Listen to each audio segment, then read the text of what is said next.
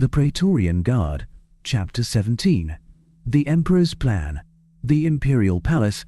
Emperor Corvinus Aurelius sat behind his massive desk, his sharp eyes scanning a holographic map of the empire that hovered in front of him.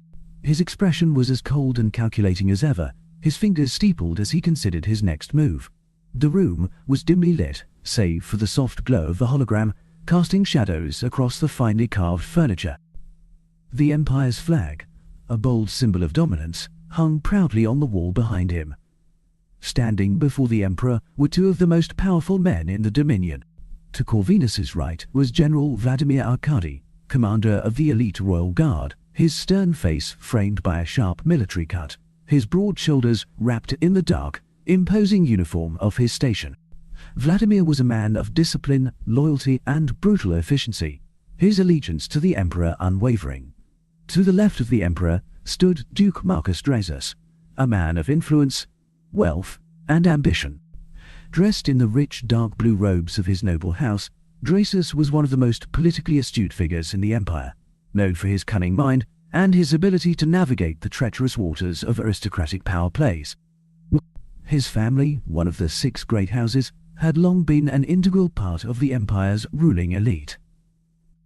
The air in the room was thick with tension, as if the weight of their conversation threatened to suffocate the very space they occupied. "I think it's time we implement the plan," Emperor Corvinus said, his voice cold, measured. "The time has come to rid the Empire of these rebels once and for all." General Vladimir stood tall, his hands clasped behind his back, the faintest furrow forming between his brows. "Your Majesty," he began, his tone respectful but cautious, "we still don't have all the pieces in place. Our intelligence reports show that not all rebel cells have been located, and the 6 great houses continue to present a problem. Their influence and resources are a serious obstacle to complete success." Corvinus' eyes narrowed, but he remained calm. He had expected resistance. General Vladimir was known for his meticulous planning, and while the Emperor appreciated that quality, there were times when swift action was needed. Vladimir continued, "In particular, the Glaber family, Your Majesty. Since the death of your younger brother, Lord Rhaegar, they've absorbed all of his territories. They've grown powerful, and it is no secret they oppose your rule." Duke Drusus nodded in agreement, his deep voice filling the room. "General Vladimir is correct. The House of Glaber is the most formidable of the 6. They've not only seized your brother's lands, but their alliances with the other houses have strengthened. They see themselves as the guardians of the outer territories, and they're rallying those who wish to see a return of power to the nobility." Drusus paused, watching the Emperor's reaction carefully.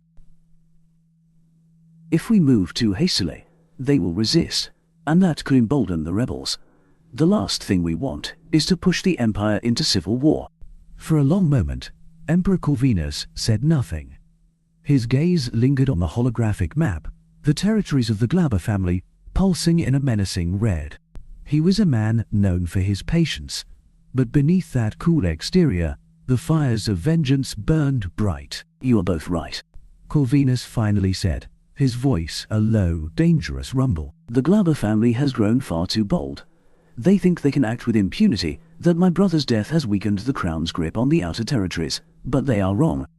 He leaned back in his chair, folding his hands in front of him. "Since Rhaegar died without an heir, I have had ample time to consider my next move.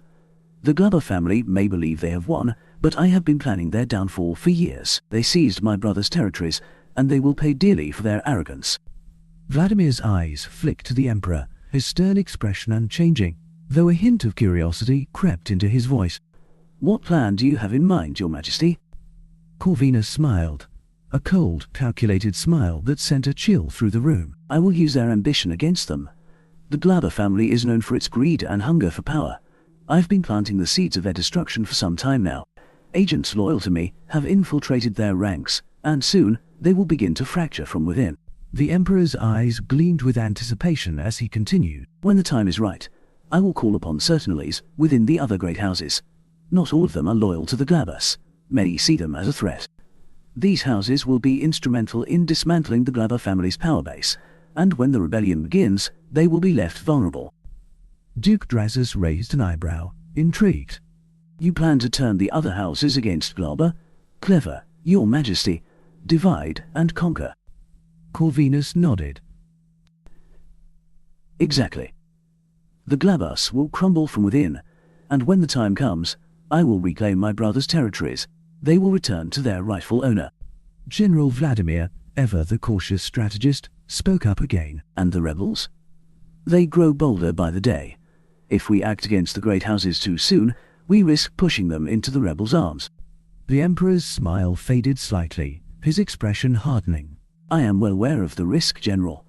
But we cannot wait forever. The rebellion is a disease that must be eradicated, and the Glabus are its most prominent symptom. Once they fall, the rebels will have no more patrons, no more sanctuary. Drasus leaned forward slightly, his tone thoughtful. The Glabers are only part of the problem, Your Majesty. What about their allies in the Senate? They've managed to sway a few influential senators to their cause. We may face opposition on the political front as well. Corvinus waved a dismissive hand. The Senate is of little consequence. There are enough senators loyal to the crown, and those who aren't can be persuaded. The Glabus influence in the Senate will crumble alongside their power base. They will be isolated, surrounded by enemies, and we will strike when the moment is right. General Vladimir nodded slowly, seeing the full scope of the Emperor's plan now. It was ambitious, dangerous even, but it had the precision of a master tactician behind it. Still, he had one more concern. And the 6 great houses, Your Majesty? What if they unite against us? The Emperor's gaze darkened. They won't. I have already set the wheels in motion. When the Glabus fall, the other houses will scramble to protect their own interests. They may be powerful, but they are not united. They will turn on each other before they ever think of coming for me. There was a cold finality in Corvinus's words, the kind that left no room for doubt. Duke Drasus inclined his head, his sharp mind already calculating the political fallout of such a plan. It seems you have thought of everything, Your Majesty. The fall of the Glabus will send a message to all who oppose the crown. They will see that defiance is not tolerated. Corvinus stood, his imposing figure casting a long shadow across the room. This is more than just about power, Duke Drasus. This is about loyalty. My brother's death was a tragedy, but it also exposed the true nature of the Glabus and their ilk. They are traitors, and traitors will always pay the price. The Emperor turned his back to them, staring out at the skyline of Nova Lux through the large window behind his desk.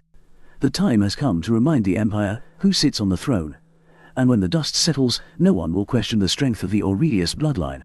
Vladimir and Drasus exchanged a glance, both understanding that the Emperor's plan was already in motion.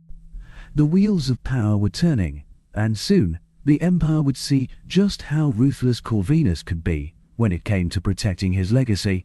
The meeting was over. Without another word, Vladimir and Drasus bowed to the Emperor and exited the room, leaving Corvinus alone with his thoughts. The Empire's future was written in blood, and the Emperor was ready to shape it with his own hand. As the doors to his office slid shut behind General Vladimir and Duke Drasus, Emperor Corvinus Aurelius remained seated at his massive desk. His fingers steepled in front of him, his sharp eyes fixed on the glowing skyline of Nova Lux beyond the window. The meeting had gone as expected, calculated, controlled, every piece falling into place. He had been careful, patient, and relentless in his plans for years. But now, as the room fell into silence, the weight of the past crept into his thoughts like a shadow he could never fully escape. Alone, Corvinus leaned back in his chair, his mind drifting far from the present and back to a time when things had been different. A time when he wasn't the Emperor, when the future of the Dominion hadn't rested solely on his shoulders. Back to a time when he and his younger brother, Rhaegar, had stood together against the vast, unforgiving world of imperial politics. He closed his eyes, the memories rushing back with a vividness that surprised him. It had all started so long ago. The grand halls of the imperial palace had been filled with the sounds of life back then, the laughter of the Emperor's heirs echoing through the corridors. Emperor Valerius Aurelius, Corvinus and Rhaegar's father, had ruled the Dominion with an iron fist, and his legacy loomed large over his 5 children. Corvinus had been the third in line to the throne. The first two heirs, his older brothers, Marcus and Dorian, had always been favored by their father. The eldest son, Marcus, was the crown prince, a man groomed from birth to one day take the throne. Dorian, the second, was seen as the clever diplomat, always negotiating with the noble families and securing alliances. Corvinus, on the other hand, had been the forgotten son for much of his youth. Not as charismatic as Marcus, nor as politically astute as Dorian. He was, in his father's eyes, competent but unremarkable. It was his younger brother, Rhaegar, who had been Corvinus' closest companion in those early days. They shared the same mother, a fact that had always drawn them together. Their mother, Empress Livia, had died when they were young, but her memory bound them in a way none of the other siblings would understand. Corvinus remembered those days with a sense of bitter nostalgia. He and Rhaegar had been inseparable, two brothers against a world that had often seemed stacked against them. Where Corvinus was cold and calculating, Rhaegar had been warm, charming, a beacon of light in a world of shadows. Rhaegar had always looked up to Corvinus, believing in his older brother's strength and vision, even when others doubted him. "I believe in you, Corvinus," Rhaegar had said one evening as they stood on the palace balcony, looking out over the capital. "You'll make a better emperor than any of our brothers. You just need the right support." At the time, Corvinus had scoffed. "It doesn't matter what I want, Rhaegar. Marcus is the crown prince, and Dorian is always at his side. There's no room for me in father's plan." But Rhaegar had been insistent. He had always believed that Corvinus was destined for more. "You have the mind of a ruler, brother, and the empire needs someone with a strong mind." The turning point had come when Rhaegar made a decision that would change both their lives forever. Amalia Glaber. The name was a bitter pill even now. Corvinus could still picture her clearly, the strikingly beautiful daughter of House Glaber, the most powerful of the 6 great houses. Her family had always been a thorn in the side of the crown, constantly vying for more power and influence. But they were too entrenched, too wealthy to simply crush outright. Their support was essential for any claim to the throne. Rhaegar had known this, and to help Corvinus ascend to power, he had made the ultimate sacrifice. He married Amalia, sealing an alliance between the Aurelius family and House Glaber. Corvinus had been against the idea at first. He knew the dangers of aligning with a family as ambitious as the Glabers. They would demand concessions, influence, and more. But Rhaegar had been unwavering in his resolve. "I'm doing this for you, Corvinus," Rhaegar had said, standing tall in his ceremonial robes on the day of the wedding. "With House Glaber behind us, Marcus and Dorian won't stand a chance. Father will have no choice but to see your potential." The marriage was political, but Rhaegar had grown close to Amalia over the years. For all her family's power-hungry nature, Amalia had been loyal to Rhaegar. She bore him the burdens of her family's ambitions, always shielding him from the worst of it. And yet, Corvinus had never trusted her. Not entirely. She was, after all, a Glaber. For 5 years, the alliance was held. 5 long years in which Rhaegar's influence grew, and so did Corvinus' position in the imperial court. Marcus and Dorian had grown complacent, their father, Emperor Valerius, aging and distracted by distant wars. The Aurelius brothers were on the cusp of change, and it had seemed that Corvinus' moment would finally come. Then everything had shattered. Rhaegar had been sent to the outer territories to quell a rebellion at the edge of the empire. It was supposed to be a simple, routine campaign, a show of force to remind the far-flung colonies of the empire's strength. Rhaegar, ever the dutiful son, had gone willingly, commanding his fleet with the same charm and confidence that had always marked his leadership. But something had gone wrong. Corvinus could still remember the day the news arrived. The grand hall of the palace had been deathly silent when the messenger delivered the report. Rhaegar was dead, killed in an ambush during a skirmish on a distant world. The details were unclear, but the outcome was undeniable. His brother, his closest ally, was gone. The pain of that loss had nearly broken Corvinus. Rhaegar had been more than a brother. He had been the only person in the Empire who truly believed in him, who had sacrificed for him. And now Rhaegar was dead, and Corvinus was left to navigate the treacherous world of imperial politics alone. But the pain of loss had quickly given way to something darker: betrayal. In the aftermath of Rhaegar's death, House Glaber had moved swiftly, claiming the territories that had once belonged to Rhaegar. Under imperial law, those lands should have reverted to the Emperor, as Rhaegar had died without an heir. But Amalia, with the full backing of her family, had asserted her own claim over the lands. She had used her marriage to Rhaegar as leverage, positioning herself as the rightful ruler of those territories. The Glabers had taken everything: Rhaegar's lands, his legacy, and with it, they had undermined Corvinus' standing in the court. It was a power play, plain and simple. The Glabers had always been opportunists, and the moment Rhaegar died, they seized their chance. Corvinus could see it for what it was: a blatant betrayal of the alliance that Rhaegar had sacrificed so much to forge. That was when the seeds of vengeance had been planted. Back in the present, Corvinus opened his eyes, his jaw clenched tightly as the memories flooded back. Rhaegar's death, the Glabers' betrayal, the years spent watching his brother's legacy slip further from his grasp. It all burned inside him, fueling the cold fire of his ambition. "I haven't forgotten, Rhaegar," Corvinus whispered to the empty room. "I haven't forgotten what they took from us." For years, Corvinus had been patient, slowly building his power, positioning himself for the day when he could reclaim what was rightfully his. The Glabers thought they had won, that they had solidified their power. But Corvinus had been planning their downfall ever since.